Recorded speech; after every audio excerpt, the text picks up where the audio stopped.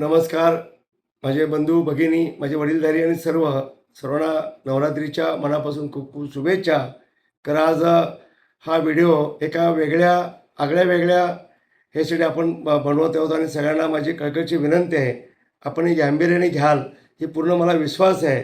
आज माझ्या चंदगड गणवेश आजरा मतदारसंघातील आपले बंधू भगिनींना ही कळकळीची विनंती आहे की आज सध्या आपल्या शेजारी जिल्ह्याच्या संपूर्ण महाराष्ट्रात शेजारचा जिल्हा सोलापूर, लातूर आणि संपूर्ण महाराष्ट्र अतिवृष्टीमुळे जनजीवन उद्ध्वस्त झाले आहे. लाखो कुटुंब संकटात सापडले आहेत. त्यांच्या डोळ्यात भीती आहे, हातात उपजीविकेची चिंता आहे, पोटात अन्नाचा घासही नाही. आज माझे लहान विद्यार्थी शाळेपासून वंचित आहे, दप्तरपासून वंचित आहे, लहान बाळ दुधापासून वंचित आहे. अशी मानसिकता निर्माण झालेली आहे. आणि काही वर्षापूर्वी आपणही अशा महाप्रलयाचा सामना केला होता. त्यावेळी संपूर्ण महाराष्ट्र आपल्या मदतीचा हात दिला होता आणि आपण विसरू शकत नाही. आज आपली वेळ आहे आपल्या पूरग्रस्त बांधवांच्या मदतीसाठी धावून जाण्याची, त्यांच्या अश्रू पुसण्याची व त्यांच्या कुठेतरी आपला हातभार लावून त्यांचे दुःख दूर करण्याची आपल्याला खूप गरज आहे. या संकटसमयी त्यांना सर्वाधिक गरज आहे कोरड्या शिद्याची, जेणेकरून पुढील काही दिवस त्यांच्या कुटुंबांचा उदरनिर्वाहासाठी कामास येईल. आपल्या मतदारसंघाच्या वतीने मी मदतकार्य हाती घेत आहे. माझी सर्वांना कळकळीची नम्र विनंती आहे की प्रत्येकाने आपल्या परीने सदळ हाताने आणि आपल्या आपुलकीने यात मदत करावी. आपल्या छोट्याशा योगदानामुळे कुणाच्या पोटाचा अन्नाचा घास मिळेल, कुणाच्या डोळ्याचे अश्रू पुसता येतील आणि कुणाच्या विद्यार्थ्यांना कुठेतरी एक आशा निर्माण होईल. विद्यार्थ्यांना दप्तर मिळेल, एक पुस्तक मिळेल, एक वह्या मिळतील आणि लहान बाळांना कुठेतरी एक पोटाचा घास मिळेल.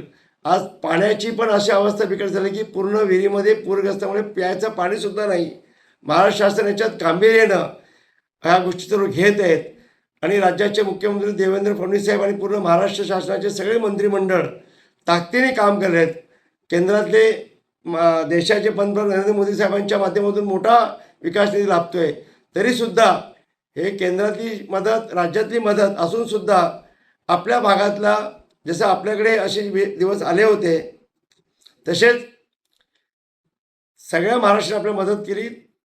म्हणून चंदगड विधानसभा मतदारसंघाच्या वतीने आपला एक मी जनतेचा सेवक म्हणून, आपला विश्वासू आमदार म्हणून मी पुढाकार घेऊन कांबळ असतील आणि प्रत्येकाला एक विनंती करतो की प्रत्येक घरपती ज्यांची परिस्थिती असेल त्यांनी प्रत्येक घरपती 1 किलो, ज्यांना असेल 1 किलो, कमीत कमी 1 किलो तेवढं राशन, डाळ असेल, तांदूळ असतील, गहू असतील, पिठाचं असेल, साखर असेल, गूळ असेल, एवढं आपण एका जागी आपल्या आपल्या गावामध्ये आपण साठवून घ्या.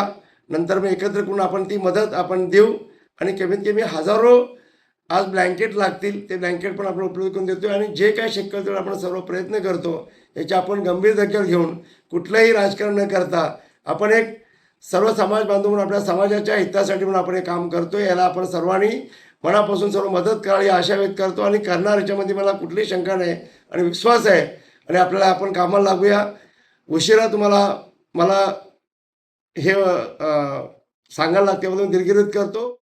ही मदत आत्ता व्हिडिओ पोचता सगळ्यांनी मदत करावी अपेक्षा व्यक्त करतो आणि माझ्या शब्द देतो. जय हिंद, जय महाराष्ट्र.